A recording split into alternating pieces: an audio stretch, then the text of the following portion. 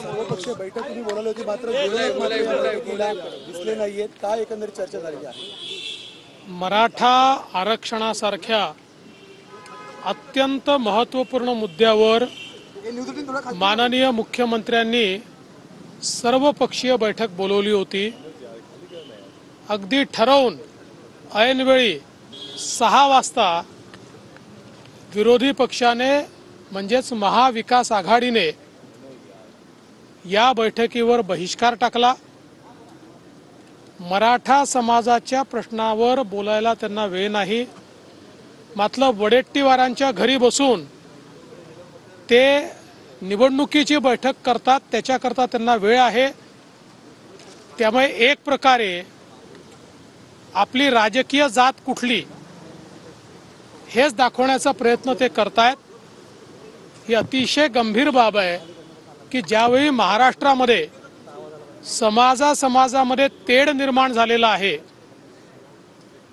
ज्यावेळी वेगवेगळे समाज एकमेकासमोर उभे आहेत, त्यावेळी सर्व पक्षाच्या नेत्यांनी एकत्रित येऊन मार्ग शोधले पाहिजेत. अशा प्रकारची एक परंपरा असताना केवळ राजकीय फायद्याकरता दोन्ही समाजामध्ये खोटं बोलायचं आणि आपली राजकीय पोळी भाजायची, अशा प्रकारच्या मानसिकतेतून विरोधी पक्षाने आज या बैठकीवर बहिष्कार घातला. याचा अर्थ त्यांच्याकरता कुठलाच समाज महत्त्वाचा नाही, त्यांच्याकरता सत्ता आणि निवडणुकाच महत्त्वाच्या आहेत. तथापि या ठिकाणी विविध पक्षाचे नेते आले होते. त्यांनी आपापले मुद्दे योग्य प्रकारे मांडलेले आहेत. एक लार्जर कन्सेन्सस तयार करण्याचा आमचा प्रयत्न आहे. सन्माननीय बाळासाहेब आंबेडकरांनी ही सूचना मांडली आहे की सर्व विरोधी पक्षाच्या किंवा सर्व राजकीय पक्षाच्या, सत्तारूढ असो विरोधी असो, सर्वांना सरकारने या संदर्भात त्यांचं म्हणणं काय आहे हे लेखी मागावं आणि प्रत्येकाने आपली भूमिका स्पष्ट करावी, दुटप्पी भूमिका ठेवू नये, अशा प्रकारचा प्रस्ताव मांडलेला आहे. माननीय मुख्यमंत्री त्यावर योग्य प्रकारचा निर्णय घेतील. आजच्या बैठकीचा उद्देश महाराष्ट्रामध्ये जातीय सलोखा राहिला पाहिजे, विविध समाजांचे प्रश्न सुटले पाहिजेत. मराठा आरक्षणाच्या संदर्भात, सगळ्या सोयऱ्याच्या संदर्भात जे जे काही प्रश्न उभे राहिलेले आहेत त्याच्यावर एक लार्जर कन्सेन्सस तयार होऊन आपण महाराष्ट्र शांत करावा आणि समाजांना दिलासा द्यावा, या दृष्टीने हा प्रयत्न करण्यात आला होता. मात्र त्यावर त्यांनी बहिष्कार टाकलेला आहे. ज्या काही सूचना आलेल्या आहेत त्या सूचनांवर माननीय मुख्यमंत्री महोदय सर्वांची चर्चा करून योग्य निर्णय घेतील आणि या संदर्भात समाजहिताचा निर्णय घेऊनच आम्ही पुढे जाऊ.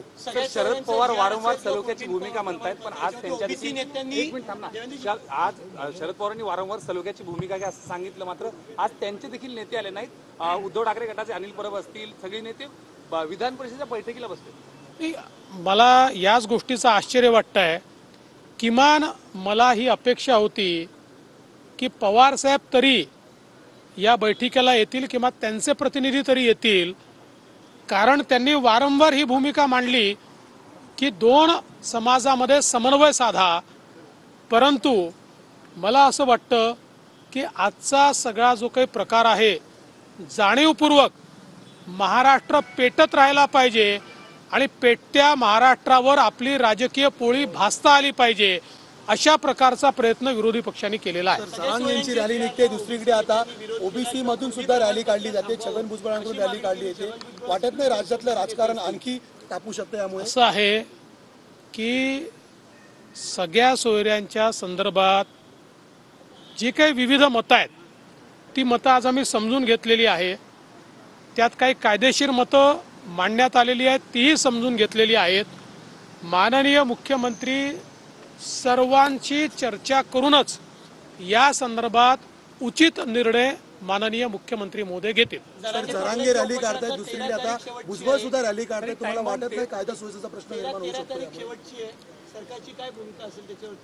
सरकारची भूमिका ही सामंजस्याची असते, समन्वयाची असते, दोन जातींमध्ये तेढ निर्माण होऊ नये अशी असते आणि ज्या काही समाजाच्या मागण्या असतात त्या मागण्या आपल्याला योग्य चौकटीत बसून कशा पूर्ण करता येतील हीच एकीकडे सरकारची भूमिका असणार आहे.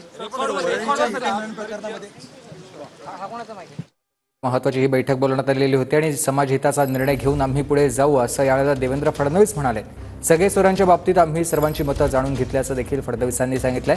तर महाराष्ट्र पेटत राहायला पाहिजे असा विरोधकांचा प्रयत्न आहे अशी टीका देखील विरोधकांवर देवेंद्र फडणवीसांनी केली आहे.